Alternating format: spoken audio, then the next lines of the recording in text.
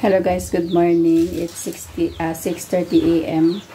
Sobrang init na dito sa amin. So, ngayong umaga ang aga ko nag-video. Kahit anong video na lang. Basta makapag-video ako kasi mamaya hindi na talaga tayo makatrabaho dito sa tindahan sa sobrang init. Sobrang lagkit. Halos wala akong tulog dahil hindi ako makatulog sa sobrang init ng panahon.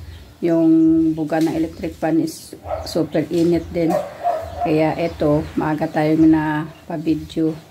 At papakita ko sa inyo ang na-harvest namin na ampalaya.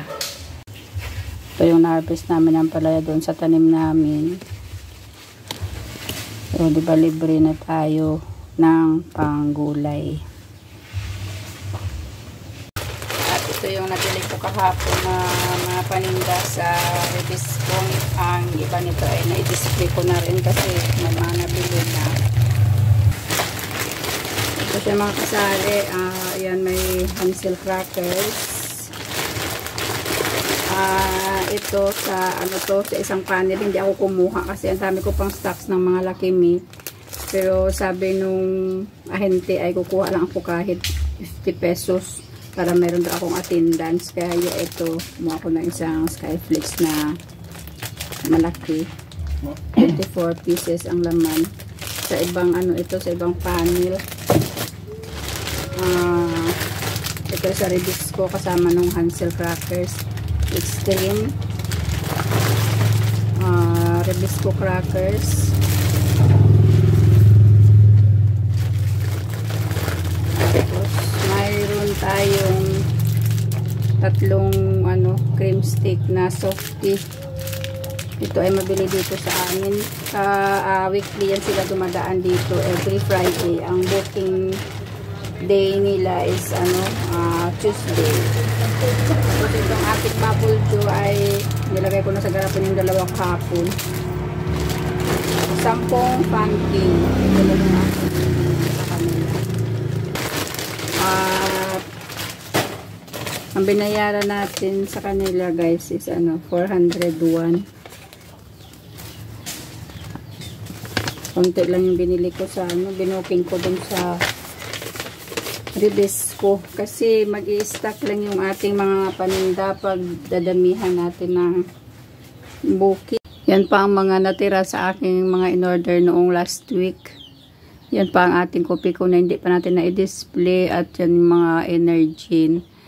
Doon sa taas mayroon pa tayong mga birch tree. Kaya pass muna sa order na marami. At sa ating ito yung iniisip ko ngayon kasi napakarami ko nito.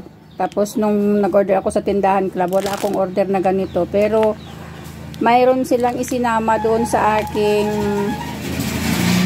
order na ganito. So ang dami-dami kong original na malalaki at saka wala halos nito bumibili. Ito yung iniisip ko na na baka maabutan tayo ng expiration kasi yung tindahan club ay hindi tumatanggap ng BO. Yun ang problema sa mga ganyan na hindi sila tumatanggap ng BO. At ayan, mag-display tayo ng kaunti ngayon sa chicheria.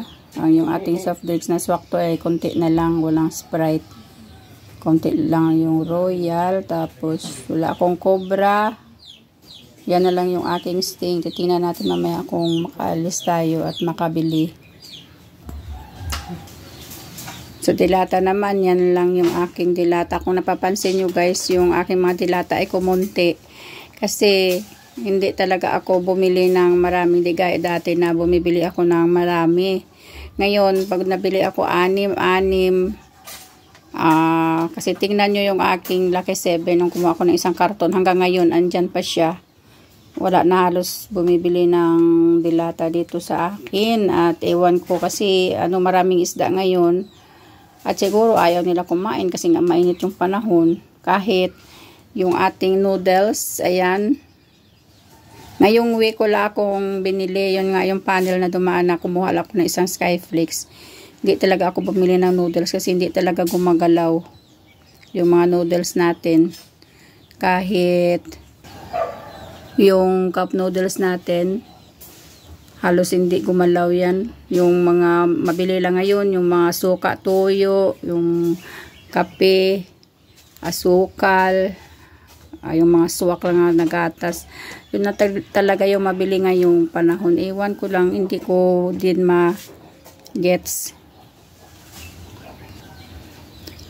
Kasi siguro dahil sa ano yan, dahil sa panahon ngayon na mahirap ang pera at saka napakainit ng panahon. Wala akong tuyo na mga malalaki.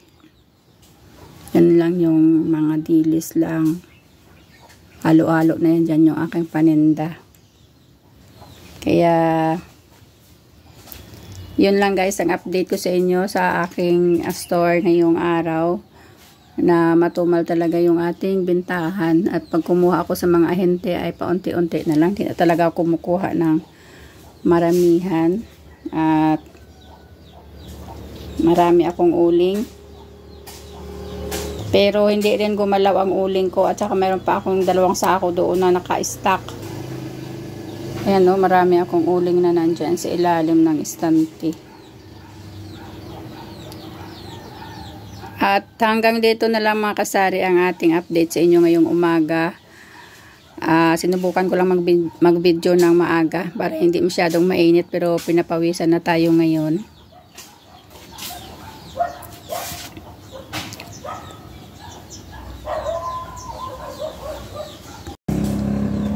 At hanggang dito na lang mga kasari ang aking update sa inyo ngayong umaga. Napakainit. Ewan ko lang mamayang tanghali kung anong init na naman yung maranasan natin.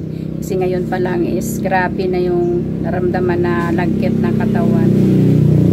At sana ligtas tayong lahat. Huwag kalimutan uminom ng tubig palagi. Stay hydrated mga kasari. God bless sa ating lahat. Bye!